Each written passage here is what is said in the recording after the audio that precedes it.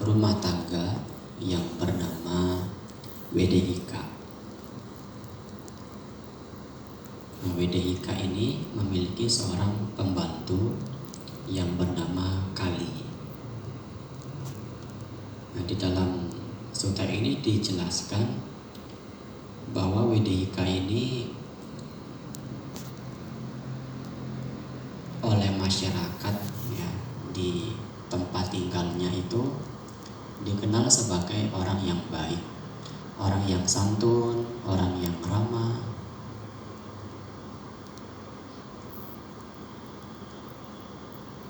Nah, lalu kemudian pembantunya yang bernama Kali ini mencoba untuk menguji apakah benar majikan saya ini adalah orang yang baik, orang yang santun, yang ramah.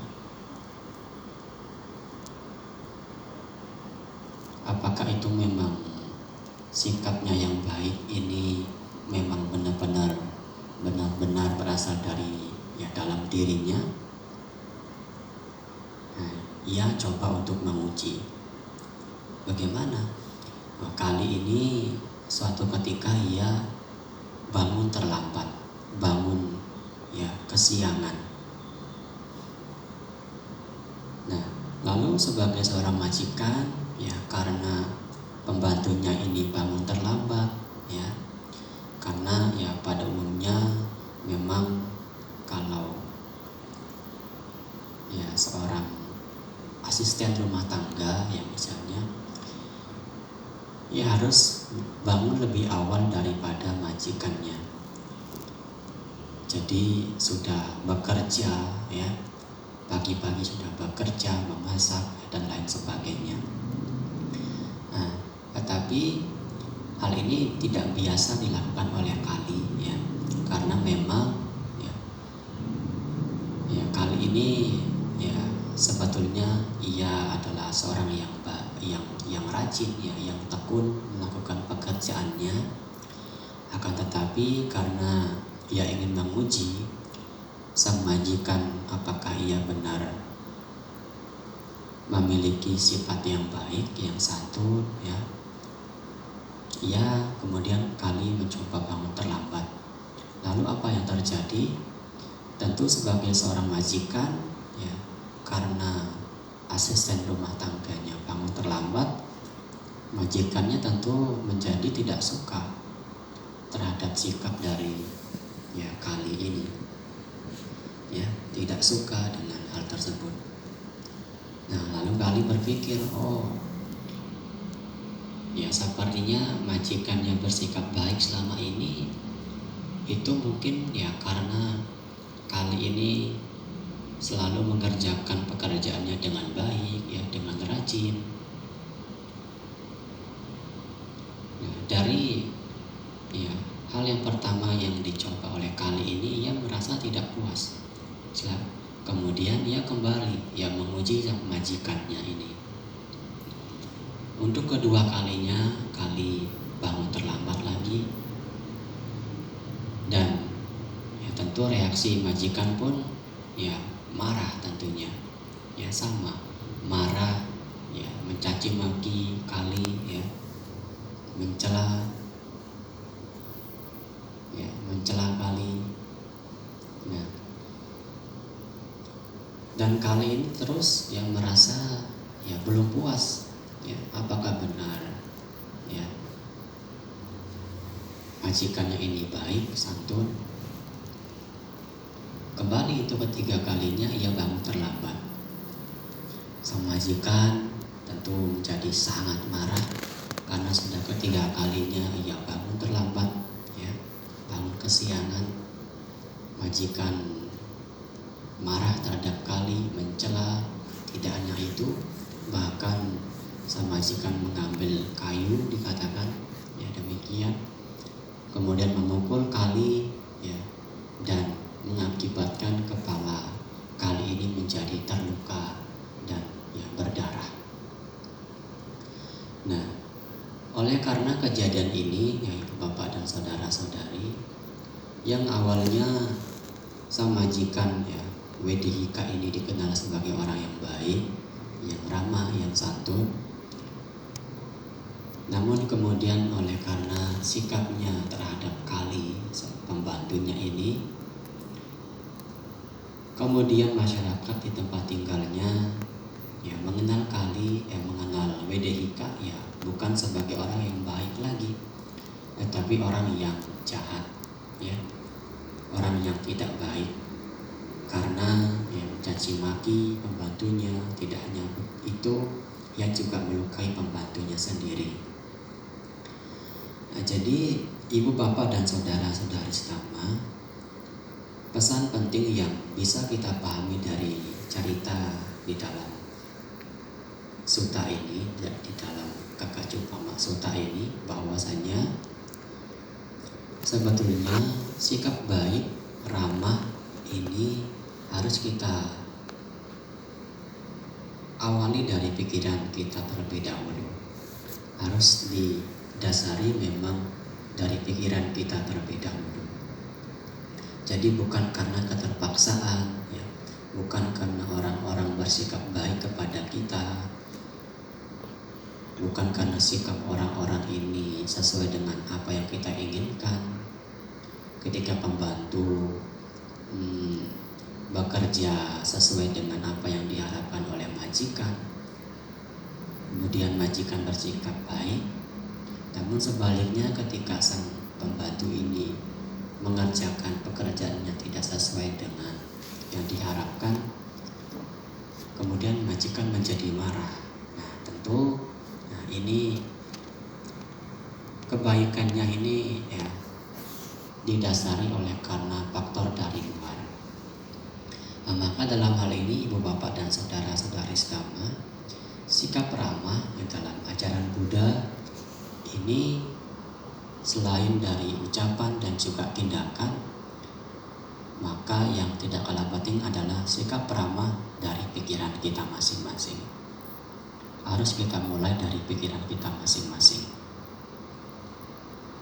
Nah, jadi ibu bapak dan saudara-saudari setama, jika ya ada sesuatu yang terjadi di luar dari diri kita yang tidak sesuai dengan apa yang kita harapkan, dan kita berusaha untuk membangun keramahan dari dalam, dari pikiran kita, walaupun hal yang di luar ini tidak sesuai yang kita harapkan, tapi kita berusaha untuk membangun keramahan dari dalam, maka kenyataan tersebut, kenyataan yang terjadi itu tidak akan mampu untuk menggoyahkan batin kita, tidak akan mampu untuk menggoyahkan keramahan yang sudah kita bangun dari dalam, kedamaian pikiran yang sudah kita bangun.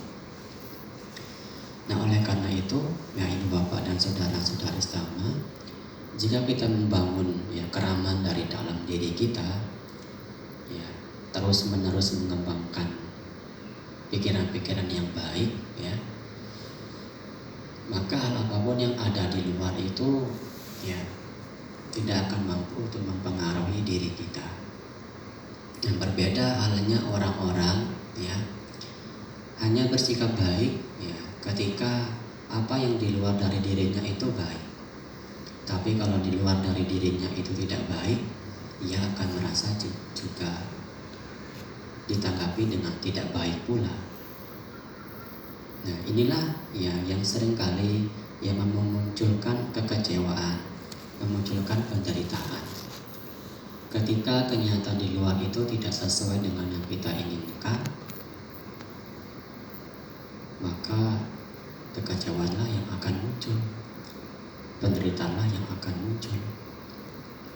Tetapi bagaimana ketika kita berusaha untuk membangun keramahan dari dalam, maka keinginan kita inilah ya, diri kita ini yang kita usahakan untuk menyesuaikan diri dengan kenyataan. Jadi kita tidak menolak ya kenyataan yang terjadi. Kita berusaha untuk memahami hal tersebut, berusaha untuk mencari tahu ya apa sebabnya bisa mereka bersikap demikian ya. Nah, inilah yang dilakukan kalau kita mau untuk membangun keramah dari dalam. Nah, jadi ibu bapak dan saudara-saudari Cetama, maka sikap ramah ya dalam ajaran Buddha ini adalah kita ya bersikap ramah secara tindakan melalui pikiran, ya, tindakan secara ucapan, dan juga tindakan badan jasmani. Nah, lalu ibu bapak dan saudara-saudari, bagaimana ya caranya kita ya bersikap ramah kepada diri kita? Ya, tentu sikap ramah kepada diri kita ini penting, ya.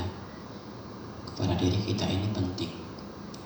Dan apa yang kita lakukan semuanya ya tidak lain adalah untuk diri kita. Bahagia, kebahagiaan yang kita inginkan ya itu pun untuk diri kita sendiri, ya. Nah, dan sikap ramah ini ya kepada diri kita sendiri ini apakah ya harus dengan memuaskan keinginan kita, ya, menuruti nafsu keinginan kita? Ya, tentunya tidak. Ya, tentunya tidak. Karena ya, dalam Dhamma dikatakan ya, kesenangan indria itu hanya memberikan sedikit kepuasan, namun banyak penderitaan. Ya. Nah, dalam salah satu sutta juga dikatakan yang Maha Dukkha Kanda Sutta, dengan nafsu indria ini sebagai dasar, karena nafsu keinginan atau indria ini sebagai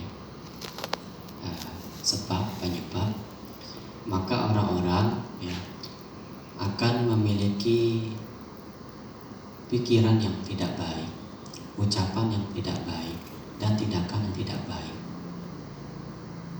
Nah, kalau seseorang bersikap ramah dengan cara memuaskan nafsu keinginannya, ya, maka ya orang-orang bisa bersikap tidak baik, ya, mencuri, ya, melakukan tindakan seksual, menyakiti makhluk hidup. Nah, ini tentu adalah hal yang keliru, hal yang salah untuk ya, bersikap ramah kepada dirinya. Nah, lalu bagaimana ya ibu bapak dan saudara-saudari Cetama kita bersikap ramah ya, kepada diri kita, ya tentu dengan melakukan hal-hal yang baik, hal-hal yang pantas, yang wajib.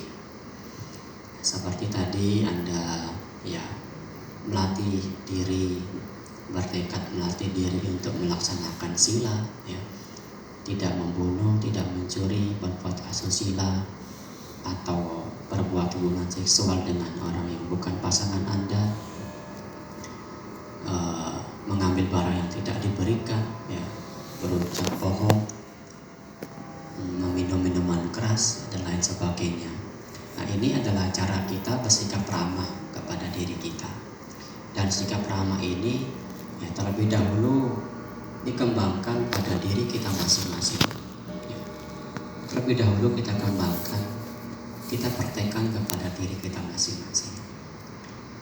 Dan pada intinya kita bersikap ramah kepada diri kita itu adalah ketika kita mampu ya mengkondisikan batin kita ini tidak terkotori oleh kebencian, ya, tidak terkotori oleh keserakahan, tidak terkotori oleh kebodohan batin.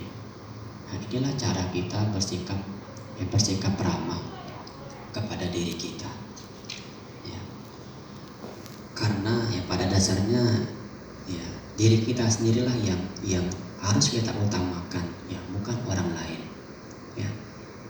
Nah, kalau kita sudah ya mampu mengkondisikan hal-hal yang baik untuk diri kita, maka secara otomatis nantinya pun kita akan mampu untuk mengkondisikan hal-hal yang baik terhadap orang lain, ya, terhadap orang lain. Nah, seperti contoh ya di dalam kitab komentar ya dikatakan perumpamaan tentang seseorang yang belajar dhamma, yang dimana hal ini yang diutamakan adalah diri sendiri terlebih dahulu. Seperti contoh ketika ada orang yang jatuh di lumpur,